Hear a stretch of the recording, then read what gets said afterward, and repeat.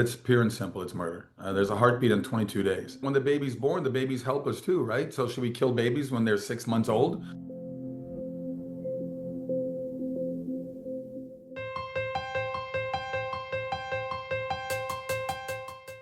Welcome to Straight Talk on Life Issues. It's great to be with you. I'm Victor Nieves, president of Life Issues Institute. While many Hollywood stars are pro-abortion and publicly support organizations like Planned Parenthood, there are still plenty of pro-life celebrities. People like Jennifer O'Neill, Kevin and Sam Sorbo, Patricia Heaton, Jack Nicholson, Celine Dion, and many more who are openly against abortion. In an industry that has historically been very hostile toward those who are willing to take a stand for the sanctity of human life, it's important that we remember not all Hollywood celebrities are in favor of abortion. In fact, there are many who have put it all on the line, risking their careers to take a stand for life. Unfortunately, as we know, there are many in Hollywood who do support abortion. For example, around the time that President Trump signed what's known as the Big Beautiful Bill on Independence Day, the legislation which defunded Planned Parenthood and other abortion facilities, Cynthia Nixon and Lily Allen decided to show their total obsession with abortion by wearing hats that said, "Make abortion great again." Thankfully, they were immediately met with necessary backlash, both from pro-lifers and even some pro-abortionists alike. Today, we're joined by three celebrities as they share their pro-life views. First, we're joined by Kevin Sorbo. He played the lead role on the groundbreaking TV show Hercules, and he now speaks from the heart to audiences around the world on the topics that he's passionate about. We're also joined by Sam Sorbo, a Hollywood actress, international fashion model, nationally syndicated radio host, film producer, and author. We're also joined by Jennifer O'Neill, internationally acclaimed model, actress, film and TV star, spokesperson, producer, author, fundraiser, and proud mother of three, as well as a pro-life advocate. Kevin, Sam, and Jennifer, thank you for joining us today. Thank you. My pleasure. Good to be here for sure, and I appreciate what you guys are doing.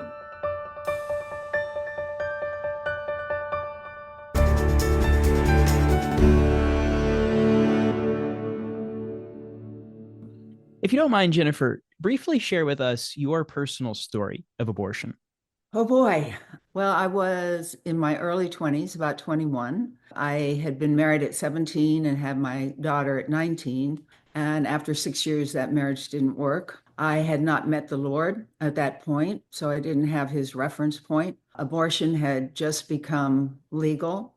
I did not want the abortion, as about 85% of the women do. Men are not always the culprit, but in this case, my fiance, who had 4 children of his own, and I had one, and we were to be married, I was excited. I went to the doctor and he told me that I was due in the spring, and I said, write a note, and I got in a car and I went down.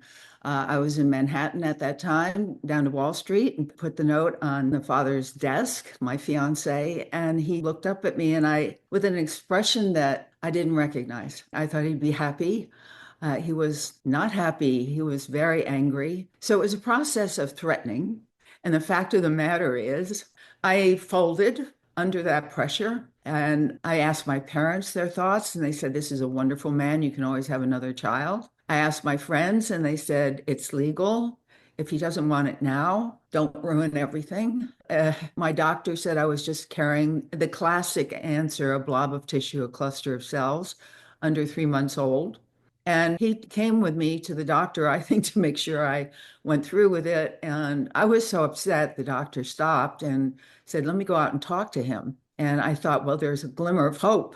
But he came back and he said, I've never heard anyone this adamant. The threats were horrible. And I just kind of closed my eyes and hated myself from then on. I had 9 miscarriages after that. And I came to my faith in Jesus Christ at 38 years old. So all those years and all those miscarriages, I thought that I was being punished for that heinous act I had let happen to me. And I, of course, was the poster child of what happens to women after abortion. Not only does abortion kill the baby, and it's a baby, no matter how early on, but it destroys families, it destroys women. And I think the enemy came in this incredible tactic of selling to women the notion that if women had rights, they had rights over the separate human being that they were carrying. There's so many options, option of adoption. I tried that with him. He was equally as against that, which adoptive parents and women who carry their children, I applaud. They're my heroes. And again, I want to repeat that all men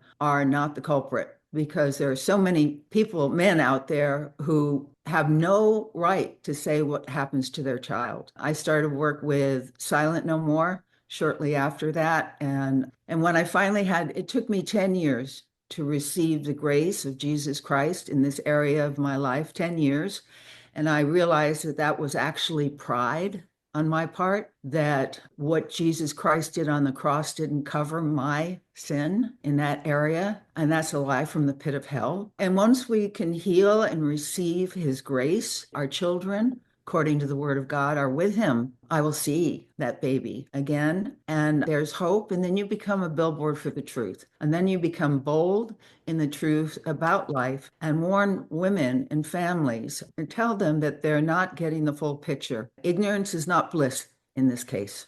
Absolutely. And Jennifer, your story, as you're well aware, is shared by countless women out there who have felt those same pressures. And it really is horrible what the abortion industry does to profit off of women in their worst moment. How did that experience affect your life in work in Hollywood? Well, I just buried it, which most women do. We carry it with you. How did it affect in Hollywood? I didn't talk about it. It was common fare, I think, and still is with a lot of people. But I really deeply hated myself. And so, how did it affect my time in Hollywood? I lost confidence in myself. I lost respect for myself. I was always looking for God, but no one told me about Jesus. So when I did find him, I was carrying my third child. It took me 20 years to have my three kids.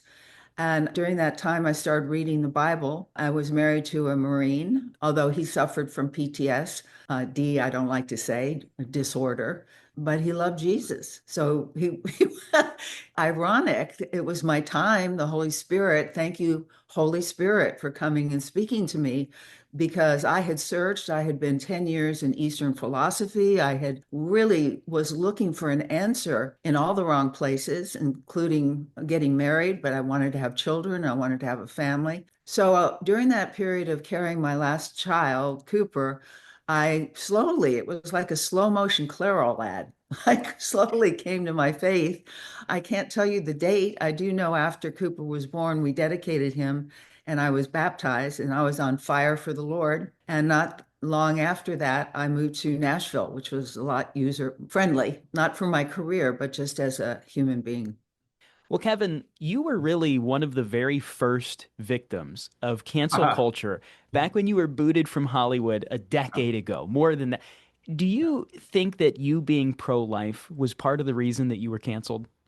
No question. I think just being a conservative or a Christian and a combination of both those things, which I am, is like being a double leper in Hollywood.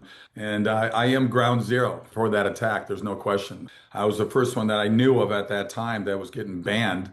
When my agent and manager said that the studios don't want to work with me anymore because of those reasons of what I was posting on the internet. And I said, "Oh, so you guys have trouble with me posting the truth? As you know, they hate the truth." So yeah, my wife and I formed Sorbo Studios because I love the industry. I love doing what I'm doing. I've been in this business for over 40 years, and I'm not going to slow down doing it. I've been very blessed, and God has opened His door for me, and I'm lucky to shoot at least 3 or 4 movies every single year since the bans. I'm still working. I'm just not doing the big things anymore that Hollywood used to invite me to do. Kevin, you're somebody who really has put it all on the line. You've had so many opportunities and the things that they've done to you. Why is the pro-life issue so important to you that you are willing to go through all of that?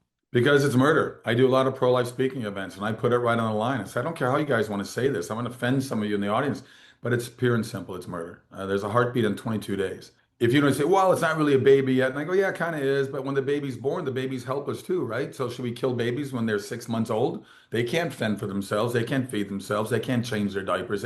Are they useless human beings at that point too? It's a weird thing. I love Ronald Reagan. It's one of my favorite quotes. He said, "I've noticed all those people who are pro-abortion have already been born." So it's just such a great quote and so truthful. So I have a book out there called True Strength. It was my first book that came out. It's my journey from Hercules to mere mortal and how nearly dying saved my life. And it's about the series of strokes I suffered at the end of season 5 while filming Hercules. I'm very lucky to be where I am today. I could have been killed instantly with these three bullets in my brain. I could have been in a wheelchair the rest of my life. I mean, it took me 4 months to learn how to walk and balance again. It took me 3 years to fully recover. I think a lot of that had to do with my age. I was in my 30s. I was in great shape. I was still shooting the series Hercules. I think if it happened to me when I was in my 70s, it'd be a different story. But when I wrote that book, it was to say, hey, you know what? Look, it happened to me. It could happen to you. Sam, you have been a very vocal pro life advocate over the years. Why is the pro life cause so near and dear to your heart? Because I don't believe that we should be supporting death, a death cult at this point. And it seems very clear to me that if we support the right to kill anybody, then we are no longer a culture worth preserving. In fact, look, this nation was founded on the three tenets: life, liberty, and the pursuit of happiness, happiness being the pursuit of purpose, if you will. And the first of those is life. And if we don't support life, then we are no longer what we were conceived to be. Let me ask you this. Are you seeing more people of influence in Hollywood, entertainment, and et cetera?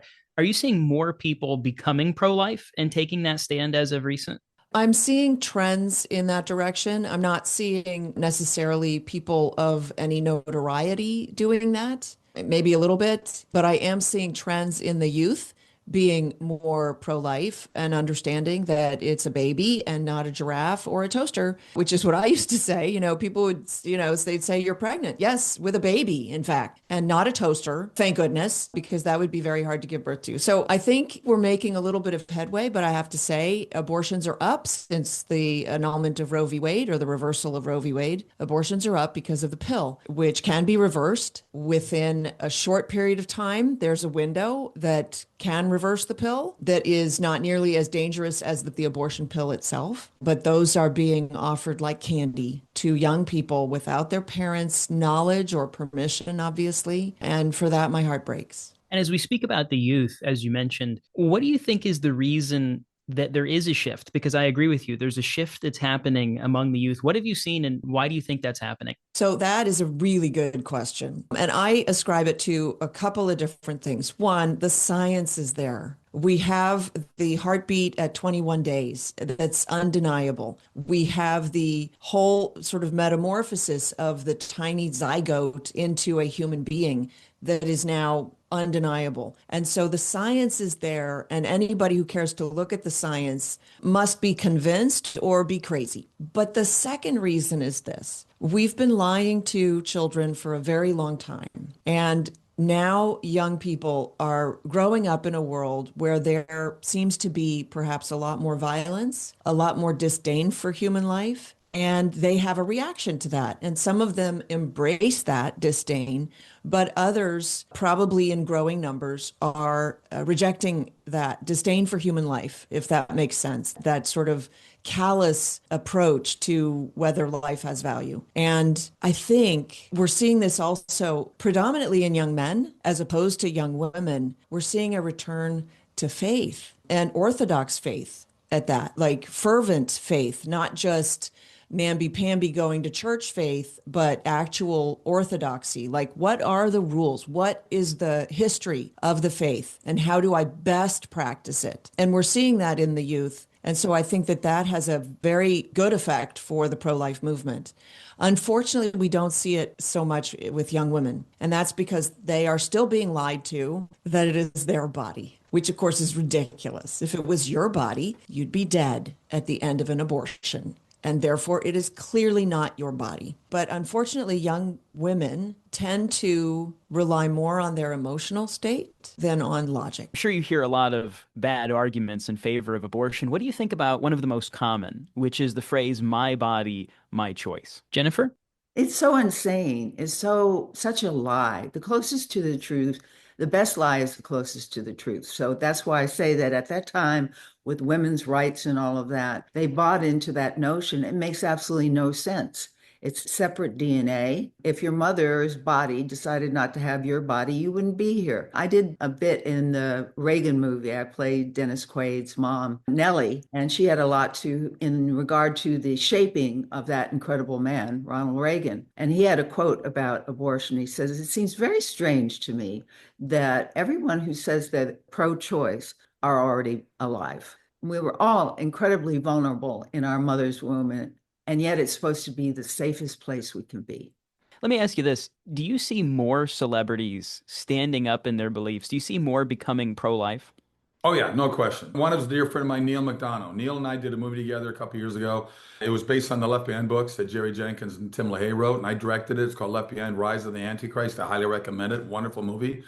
After that movie, he has been out full force right now. He's been an amazingly strong voice, and he's such a blessing to have on our side, so to speak, to not be afraid to speak up in his mind. And he's actually pretty much left Hollywood as well and works just fine. He's got his wife working with him as the manager, and pretty much I do that myself with my wife Sam, and we kind of do our own thing now. And I don't need Hollywood, and it's sad to me because I'd work with them.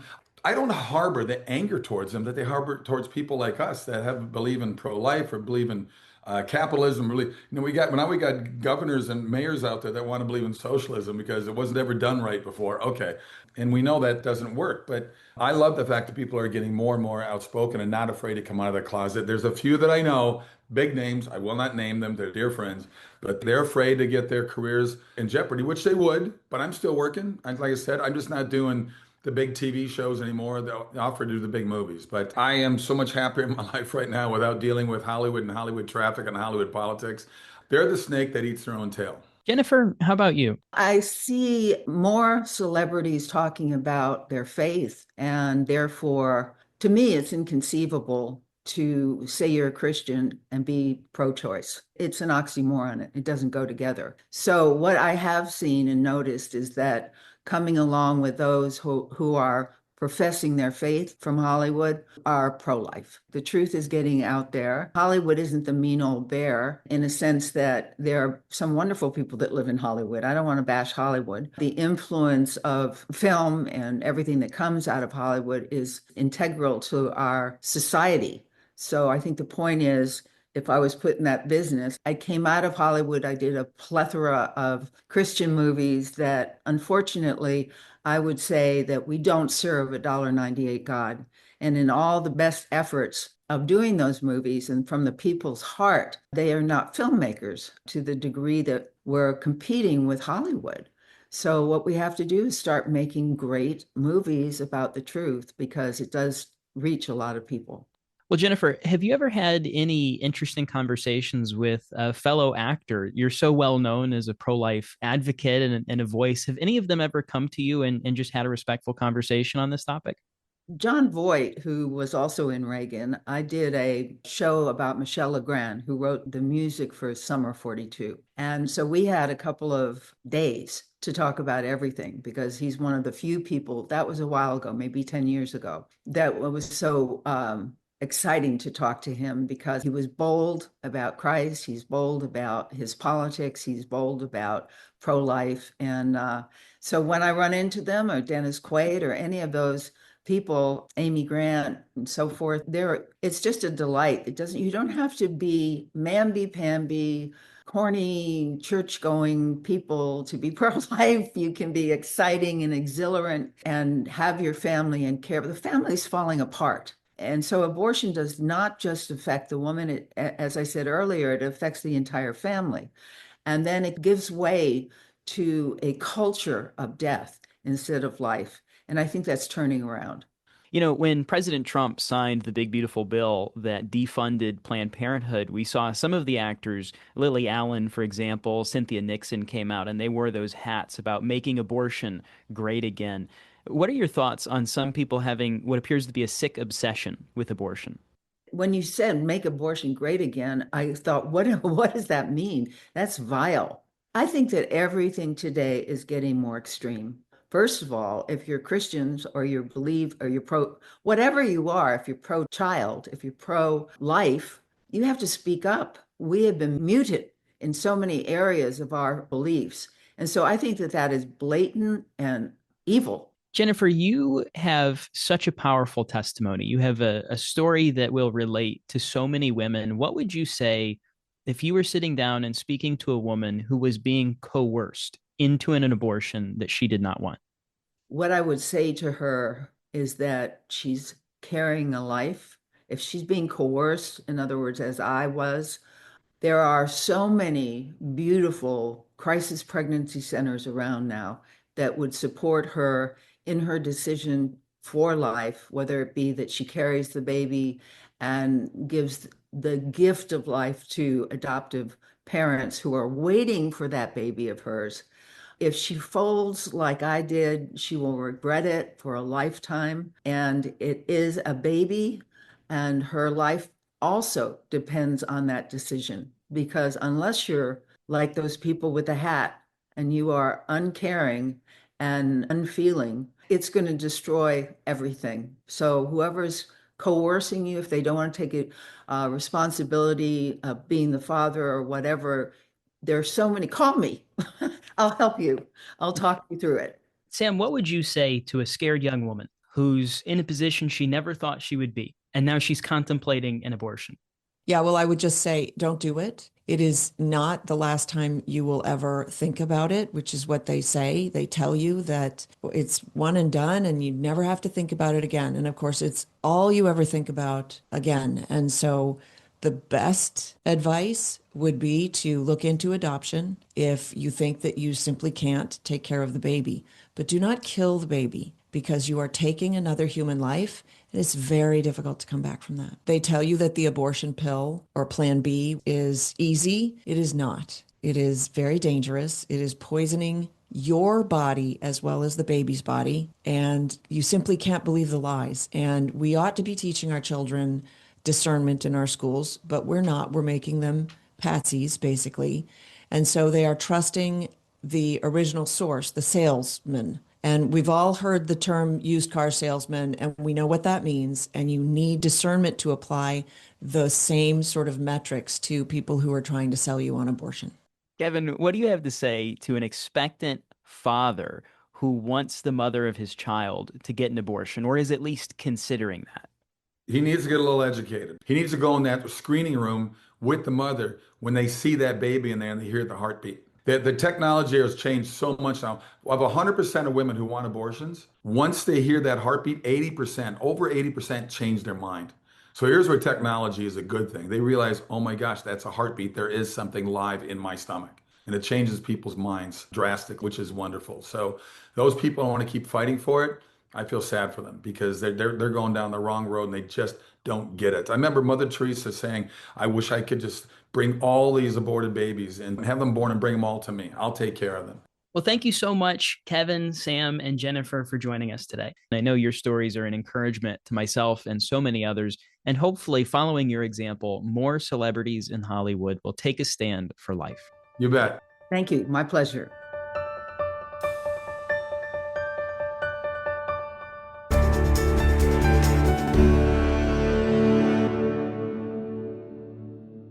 Well, today's program has been a very big encouragement to me to know, for one, that these celebrities are going through many of the same problems, the same challenges that you and I are facing. To hear Jennifer's story, for example, I know that resonates so closely with thousands of women who have been in her exact same position, pressured, whether it's by a husband, whether it's by a fiance, a boyfriend, or just the pressure of the abortion industry, seeking to profit off of her at her lowest moment. And to hear Kevin and his perseverance through all of the blacklisting and the cancel culture, he felt firsthand the consequences of standing firm in his beliefs. That's an encouragement to myself, and I know it's an encouragement to you, our listener, to be bold and defend life. If you'd like to join us on our mission to defend life and create a culture that defends life, visit our website, lifeissues.org, where you can find effective resources, free tools, and information that you can share with your friends, your family members,